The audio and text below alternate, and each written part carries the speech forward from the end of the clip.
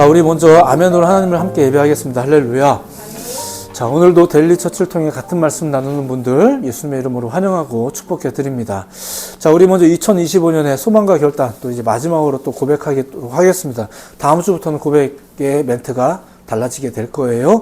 자, 제가 선창하면 여러분들이 호창하면서 고백하겠습니다. 믿음은 들음은 한 번만 더, 믿음은 들음은 믿으시기 바랍니다. 그리고 이 선언을 우리가 2025년에 우리가 매주 외쳤고 향후에는 또 바뀌겠지만 이 믿음은 여러분들 죽을 때까지 평생을 또 잊지 않으면서 또 사셨으면 좋겠습니다. 많이 들으셨으면 좋겠습니다. 2025년의 마지막 주일입니다. 연말이 되면 또 나름 나는 과연 지난 한 해 동안 어떻게 살았는지, 또 새로운 한 해는 또 어떻게 살 건지 등등을 또 생각하는 또 시절인 것 같습니다. 지난 일에 대해서는 또 어떤 것은 털어버리자고, 또 어떤 것은 새기자고 보통 이렇게 정리를 하고, 그리고 맞이하게 될 앞날에 대해서는 또 나름대로 계획도 세우고, 또 소망도 가져보고, 또 필요하다면 열심히 해보자라는 다짐도 해보고 이렇게 합니다. 굉장히 자연스러운 일인 것 같습니다. 그나마 이런 것도 안 하는 것도 좀 문제긴 합니다. 자, 그래서 좀 자연스럽게 우리가 이런 걸 좀 하는데, 어쩌나 그렇게 지금이라는 이 시간은 그 끝과 시작이 교차하는 좀 그런 지점인 것 같습니다. 자, 그렇게 또 새삼 살펴보면 우리의 인생에는 생각보다 삶과 시작이라는 게 꽤 자주 있습니다. 자, 일단 끝이 많죠. 10대 시절도 끝이 있고, 학업도 끝이 있고, 뭐 때로는 직장 생활도 끝이 있고, 뭐 이렇게 하루도 끝이 있고, 또 지금처럼 한 해도 끝이 있습니다. 자, 그러면 또 다시금 어떤 시작이 또 일어나요. 이게 우리가 다짐해서 일어나기도 하지만 불가항력적으로 일어나기도 하고, 또 그런 날이 다가오기도 하고, 사실 생각해보면 다가오는 게 더 맞는 것 같습니다. 다짐을 하지 않아도 시작이 돼버리는 그런 시작이 있죠. 이러한 현상은 굉장히 자연스러우면서도 때로는 번거롭고, 또 한편으로는 없으면 불안하기도 하고, 또 그런 것입니다. 그러니까 생각이 다 달라요. 상황에 따라서 평가도 다르고, 뭐 때로는 언제까지 이래야 되나 싶은 순간도 있거든요. 그러다 보면 이런 시작이 또 때로는 반갑고 끝이 반갑기도 하고, 또 어떤 사람들은 또 되게 싫기도 하고 이런 거겠죠. 자, 오늘의 이야기에 앞서서 먼저 이런 시작과 끝을 생각해 보면서 목사로서 권면을 드리자면, 우리 삶에 이러한 끝이 있고 시작이 있다는 것에 대해서 이것이 하나님의 은혜라는 것을 먼저 믿으셨으면 좋겠습니다.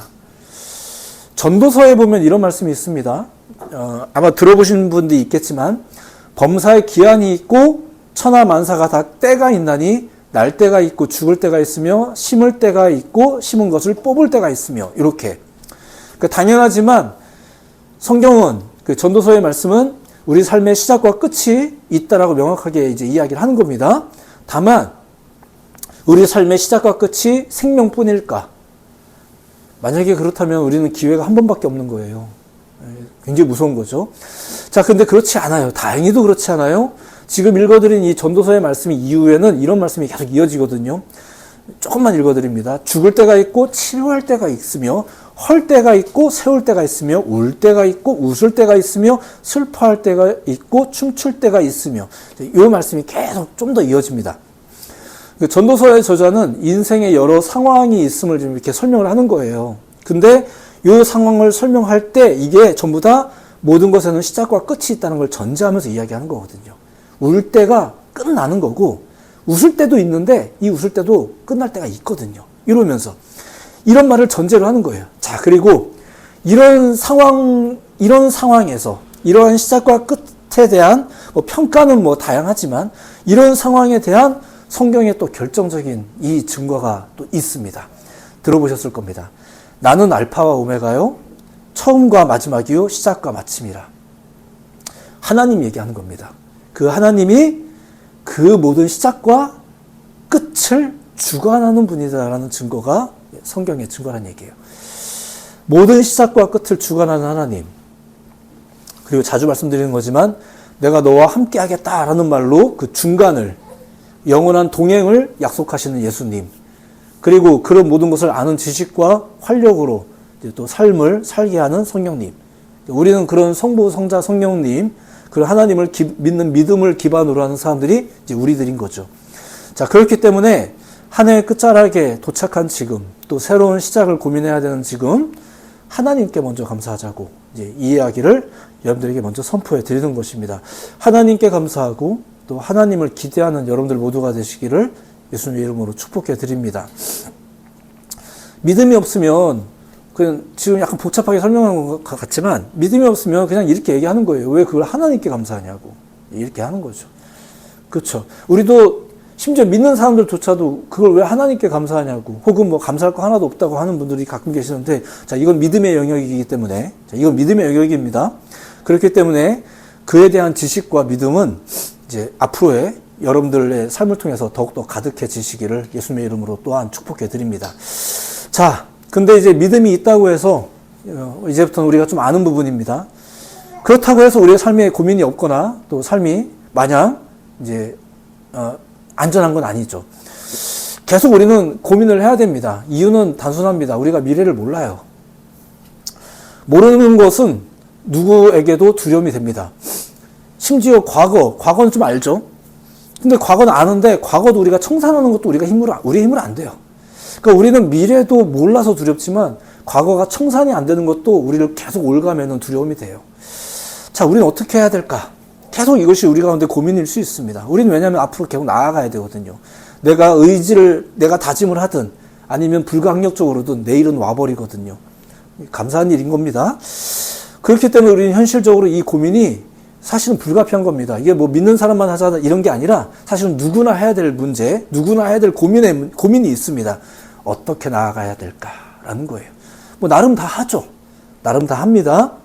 Without Jesus, 예수 없이, 하나님 없이 또 하는 거고, 이제 우리가 최종적으로 관철하는 우리의 고민이 가진 키워드는 바로 이제 그분의 이름으로 하나님 안에서 이런 거죠. 바로 어떻게 나아가야 될까 하는 이 부분에서 하나님을 믿는 사람들은 우리가 무엇을 염두해야 될지를 배우는 사람들, 그걸 아는 사람들이라는 얘기예요. 그게 뭘까? 다 들어보셨을 거예요. 하나님의 뜻. 하나님의 뜻. 자, 그쵸. 우리가 이런 말들 많이 합니다. 교회에서. 앞날을 잘 계획하고 잘 실천하면서 또 살아가시길 바랍니다. 자, 그런데 믿음의 사람들이라면 또 믿음의 사람들이 늘 염두하는 것, 그리고 염두해야 되는 것, 이런 게 있다는 거예요. 그게 바로 하나님의 뜻, 하나님의 계획, 하나님의 방법, 뭐 이런 겁니다. 그걸 뭐라고 부르든 간에 하나님과 관련된 그런 모든 것들.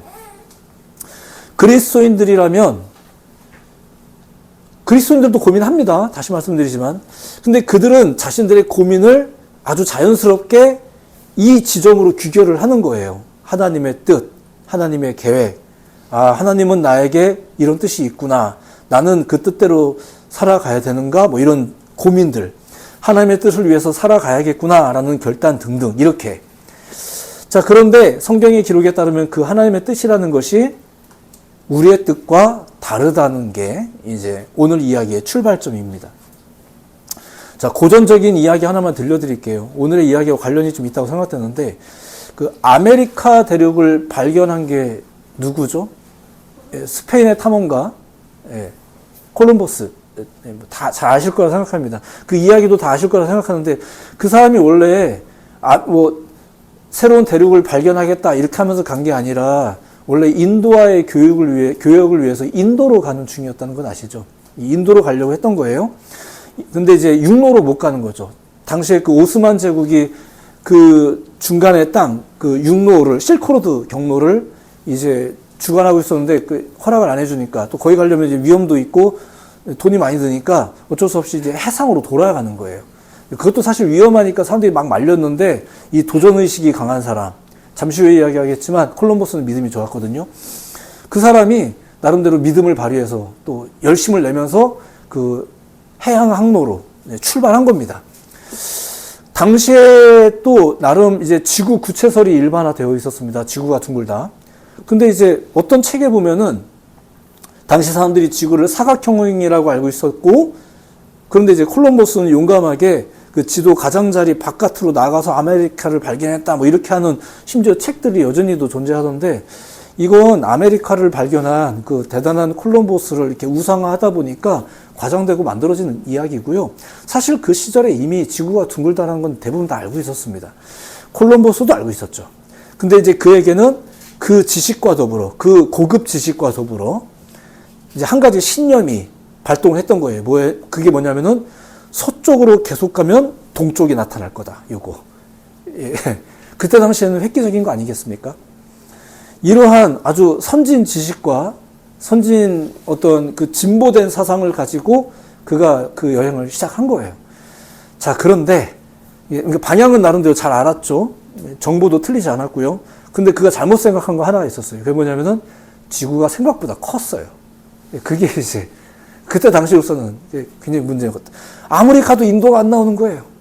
그래서 이제 심지어는 이렇게 가면 우리가 죽겠구나 이랬는데 그러다가 만난 게 그게 아메리카였었어요.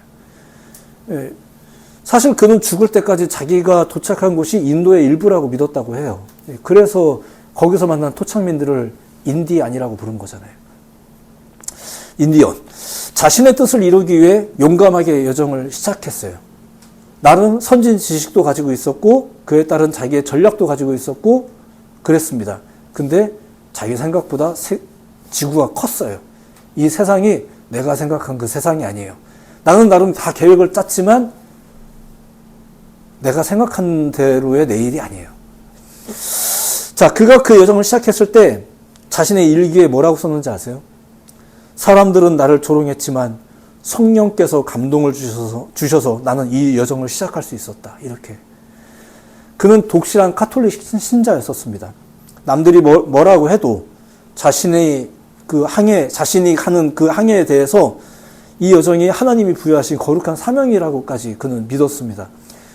심지어 여긴 좀 과도한 생각일 수도 있겠지만 그의 본명이 크리스토퍼입니다. 그게 그리스도를 나르는 자라는 뜻이에요. 그러니까 자기가 자기 이름값 한다고 스스로 믿는 거죠. 근데 그는 신앙심이 매우 깊은 사람이기도 했지만 사실 탐욕도 굉장히 컸던 사람이거든요. 인도의 그 교역을 위해서 가는 거예요.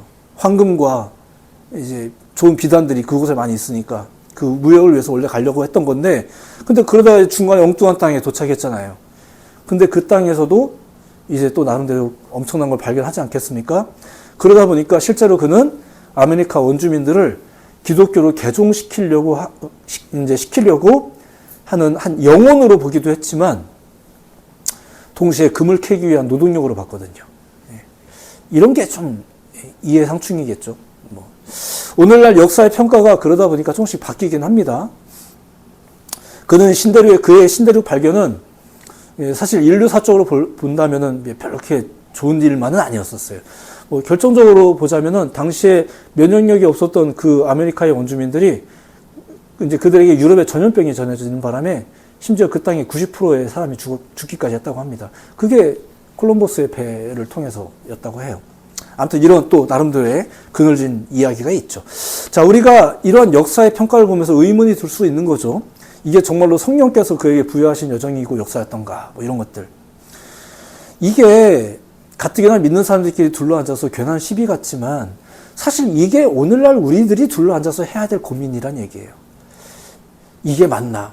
무조건 우리가 믿으니까 내년에는 주님이 우리와 함께 하실 거니까 이러면서 들뜨면서 준비하는 것이 우리의 믿음이 아니라 주님, 우리가 열심히 계획하고 노력하겠습니다. 하지만 이게 우리의 힘만으로 될 수 없습니다. 우리가 아무려면 기도 안 하고 시작합니까? 아무려면 하나님을 안 믿습니까? 하지만 주님, 이게 과연 맞나요? 이런 질문들.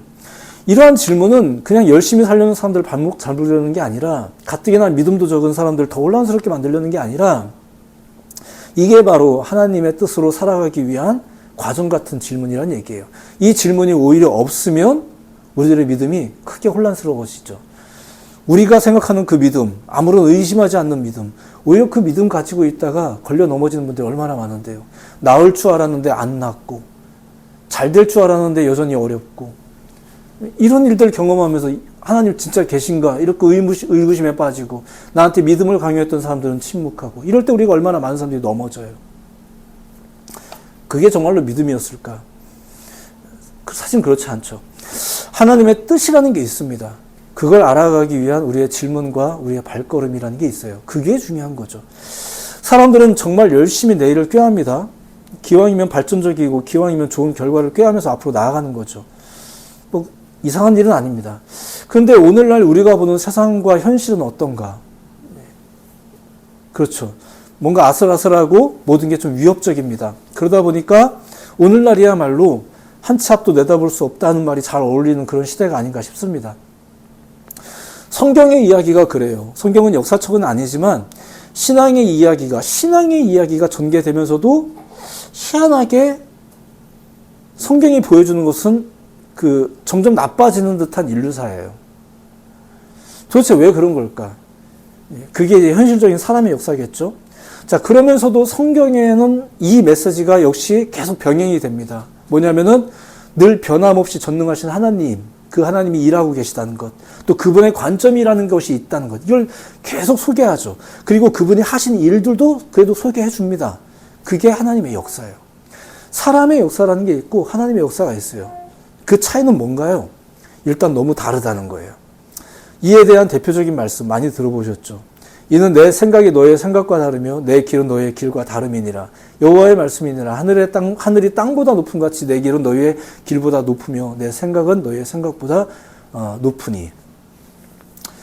일단 이것이 우리가 인정해야 될 부분, 여전한 우리의 의문점, 우리가 계속 질문해야 되는 이유, 이런 것 등입니다. 하나님의 생각은 우리의 생각과 다릅니다. 그리고 기왕이면 우리의 생각보다 훨씬 높습니다. 고린도전서도 이렇게 말합니다. 하나님의 어리석음이 사람보다 지혜롭고 하나님의 약하심이 사람보다 강하니라. 우리에게 계속 믿음을 요구하죠. 그 결과도 요한복음은 이렇게 기록하고 있습니다. 평안을 너에게 끼치노라. 곧 나의 평안을 너에게 주노라. 내가 너에게 주는 것은 세상이 주는 것과 같지 않다. 그러니까 너희는 마음에 근심하지 말고 두려워하지 말라. 계속 믿음에 대한 요구예요. 우리는 계속 안 믿어지는데 성경은 계속해서 우리에게 두 가지 세계를 계속 보여주고 있죠. 여실히 보여주고 있어요. 숨기지 않아요.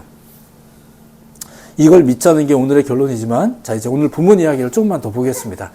자, 이사야서에 이제 이런 이야기가 있습니다. 하나님께서 진작에 선포하셨던 내용인데, 나 여호와가 이같이 말하노라. 바다 가운데 길을, 큰 물 가운데 지름길을 내고 병거와 말과 군대와 용사를 이끌어내어 그들이 일시에 엎드러져 일어나지 못하고 소멸하기를 꺼져가는 등불 같게 하였느니라. 이 이사야서의 내용이거든요. 근데 이 내용은 잘 보시면 바다와 큰 물, 이게 이스라엘 백성이 과거에 겪었던 홍해 바다 사건이잖아요. 자, 그때 어땠나? 자, 오늘 본문이 바로 그 당시의 사건 내용입니다. 아마 전반적인 내용은 다 아시겠지만 설명을 간단하게 좀 그래도 드리도록 하겠습니다. 당시에 있었던 일을 보자면 하나님이 일하시는 수준이라는 게 있는데 그 수준이 엄청나죠. 우리가 생각하는 수준과는 차원이 다른 그런 내용입니다. 자, 그 내용을 잠깐 봅시다. 다 아는 내용이니까 그냥 빠르게 얘기할게요. 자, 400년 동안 종살이 하다가 나왔잖아요. 나와서 이제 가던 길에 홍해를 만나게 됩니다. 그런데 처음에는 저들을 놔준 듯 했던 애굽의 바로 왕이 마음을 바꾸어서 이제 군대를 보내게 된 거죠. 결국 이스라엘의 입장은 어떤가요? 앞에는 홍해, 뒤에는 애국 군대가 있는 소위 진태양난의 위에 빠지게 됩니다. 이제 뭐라도 좀 해봐야 되는데 그 사실상은 아무것도 할 수 있는 것이 없는 상황. 그 상황이 된 거예요. 그 상황에서 오늘 본문의 이야기가 시작됩니다. 이렇게 시작이 됩니다.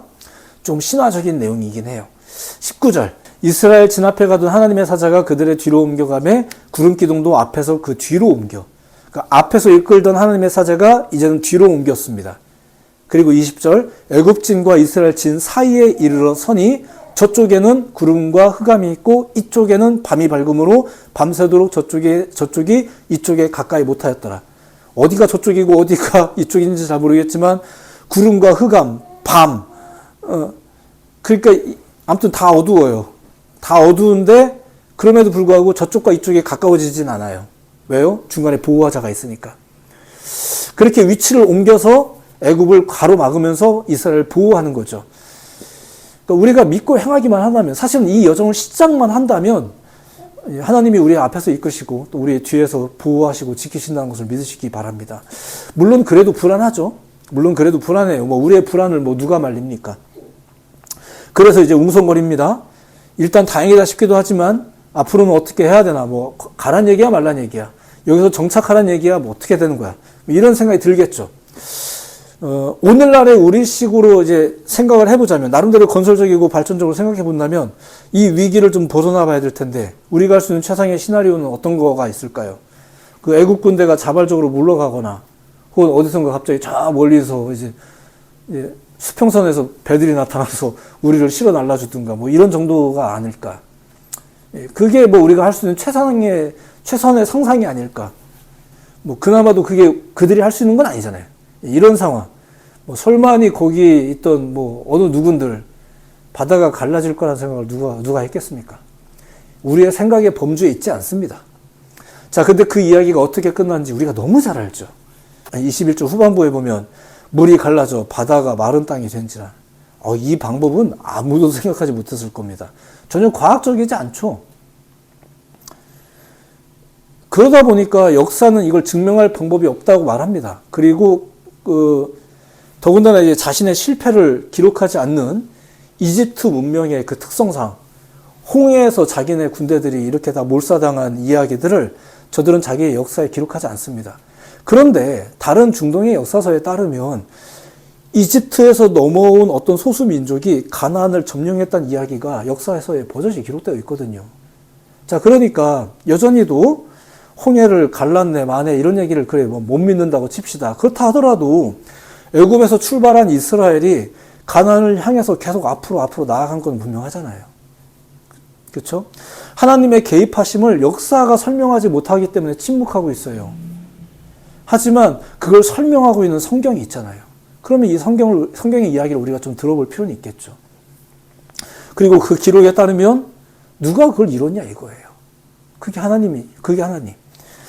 거기에서 하나님의 일하심은 사람의 생각을 뛰어넘는 것이었다라는 게 우리가 가진 성경의 이야기입니다. 저 역시 뭐 소개는 하지만 그게 어떻게 가능한지를 설명할 방법은 없어서 이렇게 소개만 합니다. 그게 오늘 본문의 사건입니다.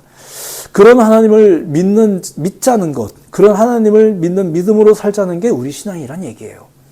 그리고 성경은 맨 처음부터 믿기 어렵지만 바로 그 사실을 계속 증거하면서 시작했습니다. 태초에 하나님이 천지를 창조하셨다 이렇게 시작했잖아요. 하나님이 하시는 일, 하나님이 내시는 길, 그건 사실 우리가 꾀하고 우리가 추구하는 것과는 조금 다릅니다. 다만 앞서 읽어드린 이사야서의 글을 인용해서 설명하자면 이렇습니다. 다시 한번 앞서 읽어드렸지만 다시 한번 읽어봐 드릴게요. 나 여호와가 이와 같이 말하노라. 바다 가운데 길을 큰 물 가운데 지름길을 내고. 그 하나님이 내시는 길은 그 위협이 되는 큰 물 한복판에 생기는 거지만, 그리고 예수님이 오라고 해서 좀 두려워서 걸은 그 수면 위를 걷는 아주 위험천만한 길이지만 그게 지름길이래요.